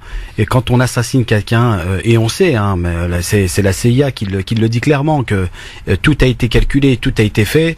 Voilà, moi je trouve ça lamentable et honteux qu'on accepte une personne qui accepte le dictateur d'ailleurs, qui loge le dictateur en Arabie Saoudite, qui est Ben Ali. Ouais. Donc voilà, à un moment donné, c'est une insulte pour le peuple tunisien. Ouais. Donc voilà, je pense que beaucoup de Tunisiens l'ont très très mal pris. Et beaucoup de monde dans les rues, hein. Absolument. Oui, bien sûr, mais malheureusement les médias tunisiens n'en parlent pas beaucoup, sauf les chaînes indépendantes. Donc il y a aussi les journalistes qui se sont manifestés en demandant de ne pas accueillir le prince MBS. Donc voilà, effectivement, moi je pense que après, voilà, je vais quand même prendre la parole là-dessus. Moi, je comprends que ça puisse choquer et qu'il aille en Tunisie ou qu'il vienne au Maroc. C'est effectivement. Il n'ira pas au Maroc. Oui, il va pas au Maroc. Oui. Partout il aille, de toute manière, ça nous choquera. Après, voilà, ce qu'il faut comprendre, c'est que un chef de gouvernement qui parle à un autre chef de gouvernement, ce qu'il voit avant tout, c'est ses intérêts économiques. Oui, mais pas l'Arabie Saoudite a soutenu la Tunisie quand elle allait pas mal. D'autres l'ont soutenu aussi. Donc aujourd'hui, est-ce qu'on peut jeter la pierre effectivement à ce président parce qu'il a invité un dictateur, hein, on peut le dire, mais s'il n'avait pas invité, qu'est-ce que perd la Tunisie ? Voilà, aujourd'hui c'est 500 millions de dollars par-ci, 500 millions de dollars par-là. La Tunisie, peut-être qu'elle a besoin de cet argent. La Tunisie, peut-être qu'elle a besoin d'être soutenue encore par l'Arabie Saoudite et par d'autres pays. Donc on doit se soumettre à une dictature, à un assassin qui a tué une personne devant le monde entier. Tu as raison. C'est pas aujourd'hui, aucun chef de gouvernement ne se soumet à un autre. Ils ont des intérêts communs. Mais d'accord. Mais voilà. Moi aujourd'hui, l'intérêt de la Tunisie, c'est de prendre de l'argent. Ils ont besoin de continuer à se développer.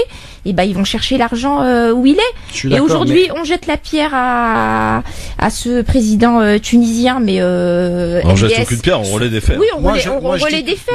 Il a bien été accueilli par le ministre des Affaires étrangères chez nous. Ouais. Mais voilà, il sera accueilli partout. Alors la pub arrive. En attendant que je précise est-ce qu'il va rester au pouvoir ou pas, mais les liens économiques avec l'Arabie Saoudite, ils vont pas cesser d'ici demain, ça c'est sûr. À propos des prêts, les chiffres varient. Hein. Selon la presse saoudienne, c'est 500 millions. Il y a même de certaines presses africaines qui parlent de 2 milliards. Quoi qu'il en soit, voilà, c'est pas encore totalement acté, mais voilà, il y a effectivement ces informations qui sont relayées par pas mal de presse que l'on tenait à vous donner. Dans un instant, pour finir, le zapping. À tout de suite. France Maghreb 2, France Maghreb 2. France Maghreb 2, c'est là que ça se passe de LGF avec Anan Zawani et Nasser Lajili. Et pour finir, notre zapping. Si on prend 100 millions d'Africains d'un remplacement de population. Bon, voilà. Parce que les mots bamboula, d'accord, ça veut dire. Maintenant, moi, très franchement, je vois un barbu en djellaba. La réimmigration, c'est le départ des immigrés. Réellement le déradicaliser, est-ce que c'est possible? Une bonne dose de cheval. Pas de calmement, mais je me sens très bien. Si la connerie se mesurait, il servirait de mettre étalon. Exactement. Merci d'être avec nous sur France Maghreb 2 dans ce LGF. Alors, dans le zapping, pour commencer, histoire de Patrick. Vous avez peut-être suivi cette histoire de Patrick qui est parti à pied depuis Châlons pour rejoindre Paris à pied et essayer de rencontrer Emmanuel Macron. Il est arrivé, donc il a été reçu par personne. Il continue sa grève de la faim et il s'en est expliqué chez France 5 dans l'émission 7 à vous. Écoutez, Patrick, donc qui est venu à Paris et qui a été reçu par personne.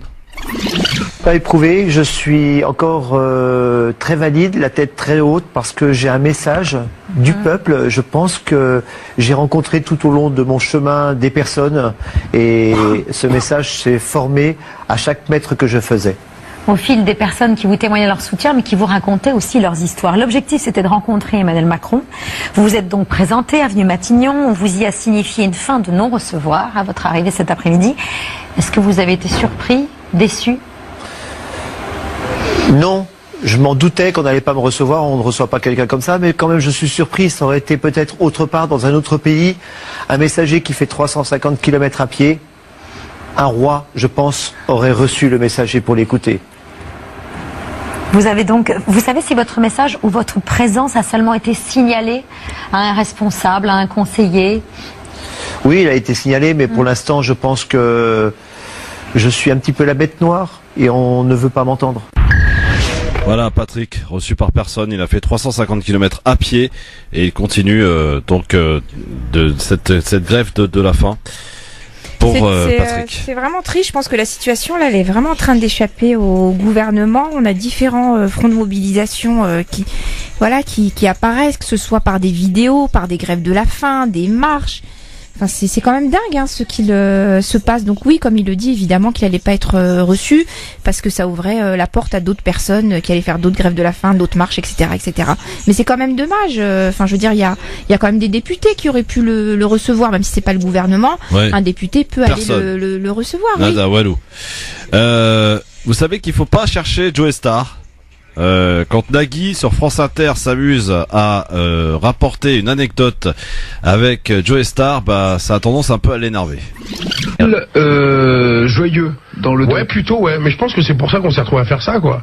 Parce que je le redis, alors le type qui est venu me proposer de faire ça chez moi, alors que dans la vie, vous l'avez pas spécialement joyeux, non, parce que l'alcool, le rhum. Moi, je me souviens d'une scène qui nous avait un peu avec vous choqué, avec une jeune fille qui travaille toujours d'ailleurs sur Taratata. Donc il va me raconter une saloperie là, vas-y. Non, elle, c'était en fait c'est votre équipe qui vous avait enlevé votre rhum dans la loge. Pourquoi vous racontez ça là? Non, mais parce que vous étiez très énervé de ne pas avoir votre rhum et que vous en... non, là je pense que tu racontes de la merde. Je peux être très énervé pour plein de trucs, mais bon, j'oblige pas les gens à me... Ça c'est mon problème, ça. Je vais être très énervé parce que je pense que je devais être très énervé pour autre chose à mon avis. En tout cas, c'était votre équipe qui avait fait ça. D'accord. Et ça... mon équipe, j'ai tous viré depuis. Non, c'est pour savoir quel alcool vous avez justement. Est-ce qu'il est joyeux? Est-ce qu'il peut être nerveux? Est-ce qu'il peut être désinhibant? Non, mais je pense que j'ai déjà ce caractère qui fait que j'ai pas envie qu'on me fasse chier, mais je crois que c'est propre à chacun en fait. Ça, c'est tout simplement, et que moi je fais pas d'effort à ce niveau-là, quoi. Quand quelque chose ou quelqu'un me fait chier. En tout cas, pour revenir à cette histoire, votre équipe avait pas été cool parce que la pauvre... Alors c'est moi ou eux qui sont pas cool, faut savoir. Je sais pas. Alors je pense que tu racontes de la merde. Le résultat, non, malheureusement, il y avait trop de trucs.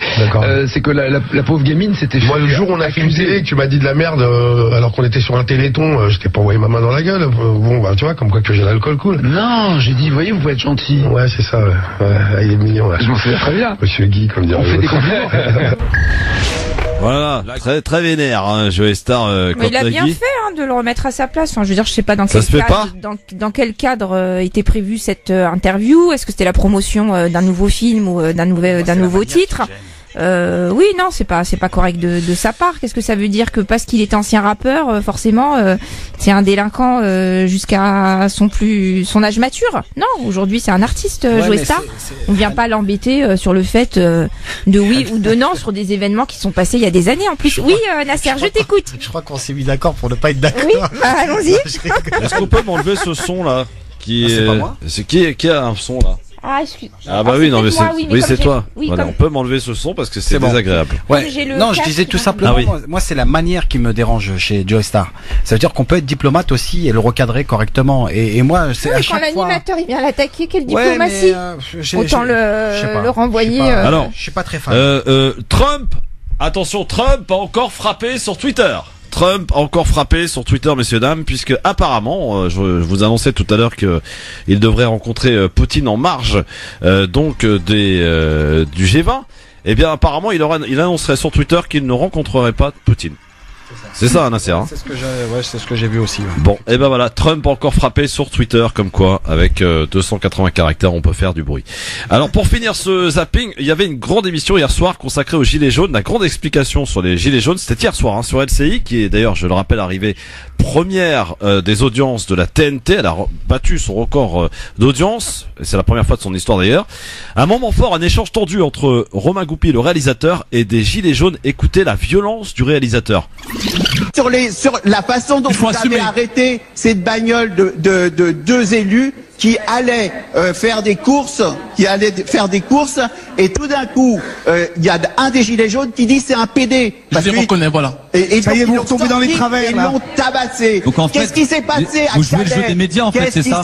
Vous reprenez 5% du mouvement qui se passe mal. Mais à qui je m'adresse pour poser des questions? Le mouvement en général, c'est ça, en fait. Non, mais on parle de faits réels. On parle de faits réels. Non, on parle de faits réels. Il y a 5% de la population. Allez dire aux victimes. Allez le dire aux victimes. Mais d'où tu sors? D'où tu parles? C'est qui t'a élu, toi? Tu parles d'où? Personne ne m'a élu. Alors pourquoi tu te permets sur le... Pourquoi tu te permets quand on met quelqu'un en cause, quelqu'un en cause, il a le droit de répondre. Et pourquoi vous vous permettez de le tutoyer déjà? Allez, arrêtez. Le respect commence par là. Éric Drouet est mis en cause, il répond. Allez-y. Donc en fait, sur 5% des blocages qui va mal se passer, vous allez définir le blocage en lui-même en entier, c'est ça? Donc sur la population, il va y avoir 5% de voleurs, toute la population va être des voleurs, c'est ça? Vous définissez ça comme ça, vous définissez le mouvement comme ça. Voilà, échange tendu donc entre Romain Goupy, donc réalisateur, qui lui dit t'es qui toi, qui t'a élu, voilà, bon, voilà, qui le tutoie effectivement. Voilà donc pour ce zapping et ce moment fort hier, et comme quoi les gilets jaunes, ça intéresse aussi les médias parce que ça fait de l'audience, voilà, forcément. Et c'est pas pour rien d'ailleurs que BFM TV était en direct toute la journée de samedi, et ça risque d'être le cas encore en édition spéciale samedi prochain. Et ils ont battu leur record d'audience. Toutes ces chaînes d'infos qui parlent des gilets jaunes battent des records d'audience, c'est un fait, voilà. Et les faits, comme dirait quelqu'un que je connais bien, sont têtus. Merci Nasser Lajili. Merci à toi Christophe. Et à très vite. Merci aux auditeurs et auditrices. Macha Halan. À très bientôt. Lundi. À lundi, oui, tout à fait. On recevra un invité. Voilà. Oui. On n'en dit pas plus. On n'en dit pas plus, tout à fait. Très bien. Restez bien à l'écoute de France Maghreb de demain. Youssef Brakni de retour. Ça fait longtemps qu'il n'est pas venu, Youssef Brakni. Il taffe beaucoup en ce moment avec le comité Adama. D'ailleurs, on fera le point sur le comité Adama avec lui. On profitera de sa présence et il nous expliquera ce pourquoi il appelle au nom du comité à aller rejoindre les Gilets jaunes samedi à Paris le 1er décembre. Merci d'être avec nous et de rester fidèle à France Maghreb 2. Vous avez bien raison parce que c'est là que ça se passe. Une excellente soirée à vous. 18h04. Pardon une nouvelle fois pour le retard. Bonne soirée Anan, bonne soirée Nasser. Le rappel de l'actualité de ce jeudi soir, Marine Garel. Bonsoir Marine. Bonsoir à tous. Faut-il interdire les fessées ou les gifles aux enfants? La question est de nouveau débattue à l'Assemblée nationale. Le MoDem, soutenu par le gouvernement, doit proposer ce soir une proposition de loi de portée largement symbolique. Elle réclame notamment un état des lieux sur le sujet avant septembre prochain. Aucune déclaration de manifestation n'a été faite pour les Champs-Élysées samedi. C'est ce qu'indique le ministère de l'Intérieur, alors que des appels à la mobilisation sur l'avenue parisienne sont lancés sur les réseaux sociaux. Christophe Castaner, qui était en déplacement en Gironde, demande à leurs auteurs de prendre sans délai contact avec la préfecture. Le ministre de l'Intérieur a par ailleurs dénoncé les violences et les dégradations inacceptables en marge du mouvement des Gilets jaunes, notamment au péage de Virsac sur la 62. Selon lui, les scènes décrites relèvent de scènes de guerre. Jonathan Daval a maintenu intégralement sa version du complot familial lors de son audition sur le meurtre de son épouse Alexia. Renault, Nissan et Mitsubishi affirment être pleinement engagés dans l'alliance. Les trois constructeurs automobiles se disent très attachés alors que Carlos Ghosn, le président de l'alliance, est toujours en détention au Japon. Il a été écarté de la tête de Nissan. Carlos Ghosn est soupçonné d'avoir minimisé ses revenus auprès du fisc japonais. Vous avez eu chaud cette année. 2018 devrait prendre la 4e place des années les plus chaudes jamais enregistrées. C'est une alerte de l'ONU qui rappelle l'extrême urgence à agir pour limiter le réchauffement climatique. L'Organisation météorologique mondiale prévoit aussi un réchauffement de la Terre de 3 à 5 degrés d'ici la fin du siècle. C'est le début de l'Euro féminin de handball aujourd'hui. L'équipe de France affronte la Russie. Ce sera ce soir à Nancy en match d'ouverture. Les matchs se joueront autrement à Nantes, à Brest, à Montbéliard ou encore à Paris. L'équipe de France est l'une des favorites. Coup d'envoi de la rencontre 21h. France Maghreb 2, service, info, musique, divertissement. France Maghreb 2. France Maghreb 2.